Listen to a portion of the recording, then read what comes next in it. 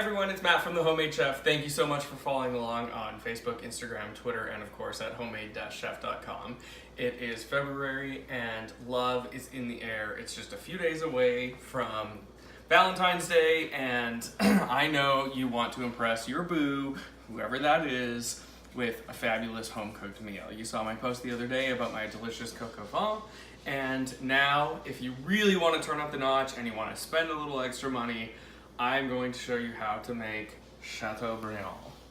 What is Chateaubriand? It is a beautiful, thick-cut piece of filet mignon for two. Look at that piece of meat. I promise you, this will still be cheaper than going to a restaurant and getting some terrible prefix menu. It's gonna be delicious. I serve this with béarnaise sauce. Yes, I use a package for it. I do some sliced potatoes on a mandolin and cook them in a skillet with butter and fresh thyme and salt and pepper. It's absolutely delicious. And some haricots verts or some green beans, or you can serve it with asparagus. No matter what, it's gonna be delicious. Let's make some steak. First thing that I'm gonna do is take this beautifully trimmed piece of meat. This is about 18 ounces. You want something, for two people, 18 to 20 ounces. And just pat it dry. Just with some paper towels. Oh, it's gonna be so good. And we're gonna slow roast this with tarragon. It's gonna be delicious. So the first thing I wanna do is generously salt this piece of beef. I'm telling you, for a pound of beef, pound and a bit, you cannot use too much salt. You want to use at least a teaspoon, if not a little more. Remember, there's 8 sides to a piece of beef. So just keep salting it all over with this beautiful kosher rock salt. And then some freshly cracked pepper.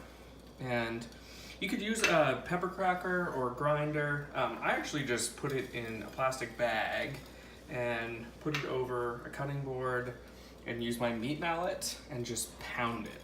It's a great way to get some of your aggression out if you've had a bad day.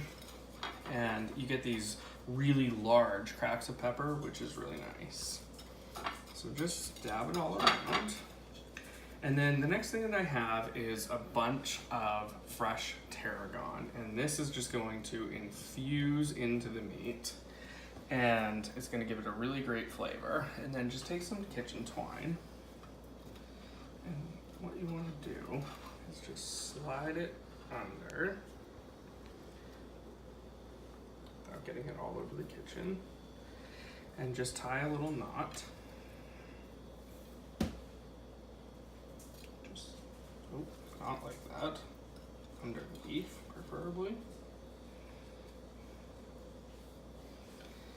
All right, we're not on the butcher game today. You can also have your butcher do this, which in hindsight may have been a better decision.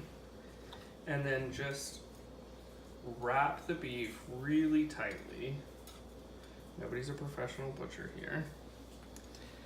And just tie it up back with the original end, just to keep it in one sort of uniform package so that it cooks evenly.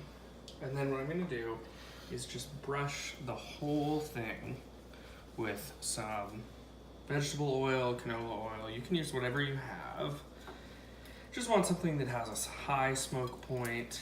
You want to cover all the tarragon so it doesn't burn. Cover the meat so it browns beautifully. Just dab it all over on all sides. And then, now that the meat is beautifully covered, what I'm gonna do is actually put this on a baking rack, or on a baking sheet with a rack on it, just a wire rack so that the heat can really get under the meat. And I'm gonna put this into a 300-degree oven, which is a pretty cool oven to be cooking meat in. And this is gonna cook for probably an hour, maybe an hour and 20 minutes, depending on how well done you want it.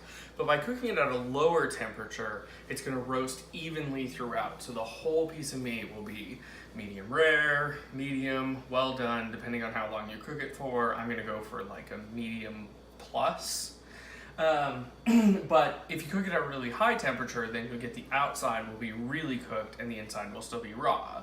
So we're gonna cook it at 300, slow, low, and it will be absolutely delicious. As I said, I'm gonna serve this with a bergenaise, some sliced potatoes cooked in butter and thyme, and some haricot vert. It's gonna be absolutely delicious. Your boo, whoever that is gonna love it. Happy Valentine's Day.